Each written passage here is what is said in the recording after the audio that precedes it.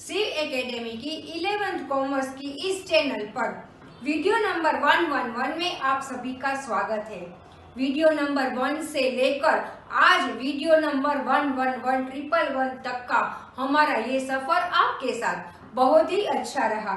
मुझे आशा है कि हमारे इस वीडियो से आप सभी को कुछ न कुछ हेल्प जरूर मिल रही होंगी। आज मैं एक बात के साथ आप सभी का वेलकम करती हूँ। 1% luck, 1% talent, 98% never give up is equal to 100% success formula. हमारे पास टैलेंट भी होती है, हमारे पास लक भी होता है, पर इन दोनों का सक्सेस फॉर्मूला में जो परसेंटेज होता है वो बहुत ही कम होता है। सबसे ज्यादा मेजर पार्ट परसेंटेज का जो होता है वो होता है हमारा एफर्ट्स। नेवर गिव अप का हमारा जो पैशन है उससे ही हमें सक्सेस मिलता है। इसीलिए अपने टैलेंट, अपने लक के साथ साथ अपने एफर्ट, अपने हार्ड वर्क डालते जाइए और सक्सेस आपको जरूर मिलेगी।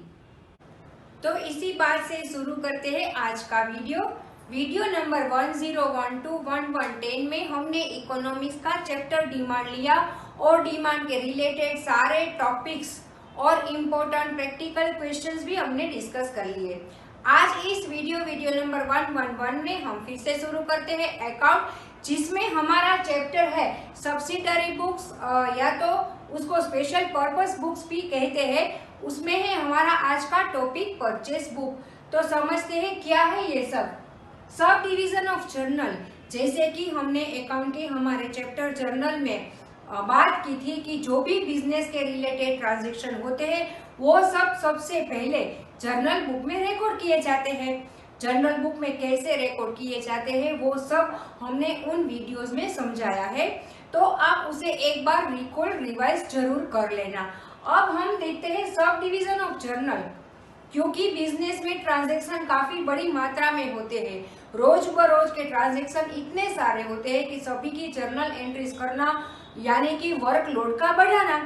तो इस वर्कलोड को कम करने के लिए अकाउंट्स में सब डिवीजन जर्नल का किया गया है। जर्नल के सब डिवीजन में दो बातें आती है, एक है सब्सिडरी बुक्स और स्पेशल पर्पस बुक, और एक है जर्नल प्रॉपर। जर्नल प्रॉपर जो कि हम जर्नल कहते हैं वही है।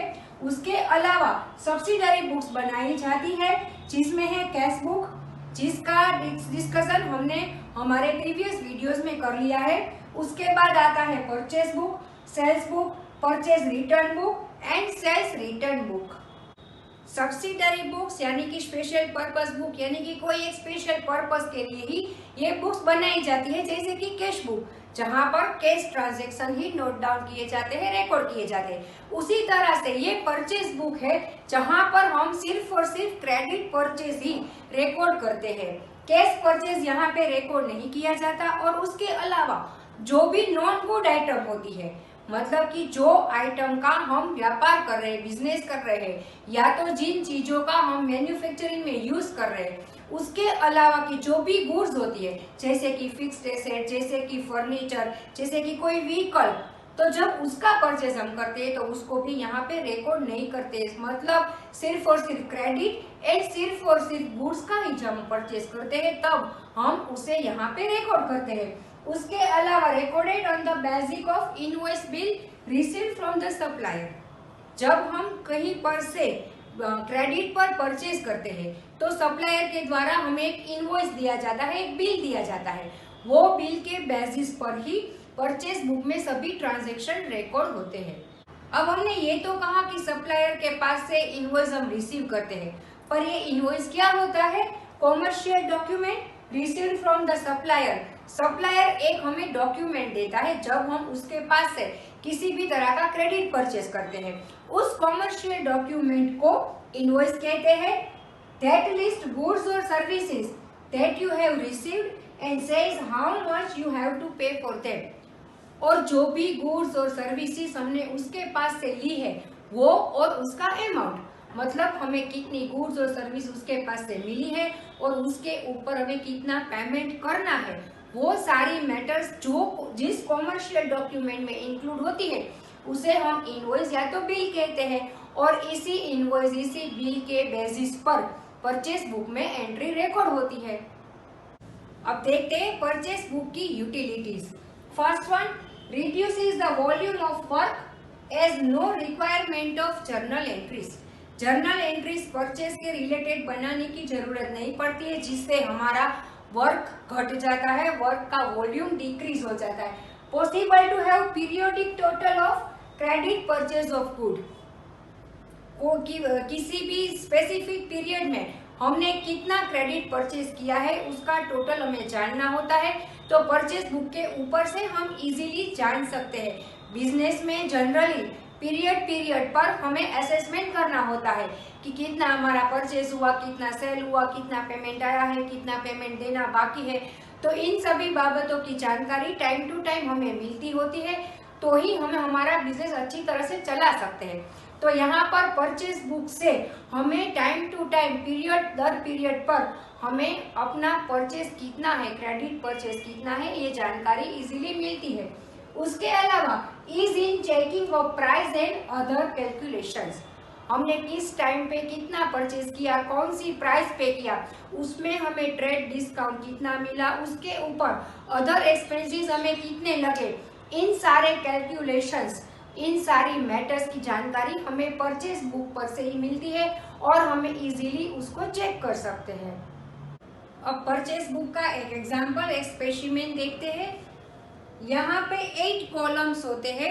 यहाँ पे मैंने जो स्पेसिमेन बनाए हैं उनमें 1 2 3 4 5 6 7 8 नंबर डाले हैं, जो कि परचेज बुक बनाते वक्त नहीं डालने हैं, पर इजीली आपको समझ में आ जाए इसीलिए मैंने यहाँ पे नंबर डाले हैं। फर्स्ट वन हमारा है डेट, जिसमें हम ट्रांजेक्शन का डेट लिखेंगे। सेकंड वन है पर्टिकुलर्स, जिसमें सेलर्स के नेम होता है, डिस्क्रिप्शन ऑफ गुड्स, इस तरह की पर्टिकुलर्स होती है। तीसरा है इनवॉइस नंबर, जो भी इनवॉइस हम सप्लायर के पास से रिसीव करते हैं उसका नंबर डालना होता है। उसके बाद आता है एलएफ नंबर, यानी कि लेजर फोलियो नंबर। इन सभी एंट्रीज को हम लेजर के जिस पेज पर डालते हैं उस पेज का नंबर यहाँ पे डालना है। उसके बाद आता है डिटेल्स। डिटेल्स में हमें लिस्ट प्राइस डालनी है, quantity multiply per unit price, फिर उसके बाद जो भी ट्रेड डिस्काउंट हमको मिला है वो। उसके बाद आता है कॉस्ट, यहाँ पर कैलकुलेशन करने के बाद जो कॉस्ट आती है वो हमें यहाँ पे डालनी है। उसके बाद फ्रेट, कार्टेज वगैरह के जो एक्सपेंसेस हमने परचेज किए गुड्स परचेज की होती है, तब हमें जो भी एक्सपेंसेस लगे होते हैं वो यहाँ पे डालने हैं। और लास्ट जो टोटल है उसमें जो भी अमाउंट हमारी पेएबल है, जो अमाउंट हमें चुकानी है, उसका टोटल यहाँ पे लिखना है। तो इस तरह से हमें परचेज बुक बनानी होती है। जब हम परचेज बुक करेंगे तब इसी प्रकार से, इसी स्पेसिमेन से हम करेंगे। तो आज के इस वीडियो में हमने स्पेशल पर्पस बुक में परचेज बुक शुरू किया, जिसमें परचेज बुक क्या है, उसकी यूटिलिटी क्या है और उसके स्पेसिमेन को हमने समझा। अगले नेक्स्ट वीडियो नंबर 112 में हम करेंगे practical questions of purchase book. हम कोई ट्रांजैक्शन लेंगे और उन ट्रांजैक्शन को हम परचेज बुक में कैसे रिकॉर्ड करेंगे, वो सब हम हमारे अगले वीडियो में समझेंगे। तब तक stay tuned with Shiv Academy. Thank you.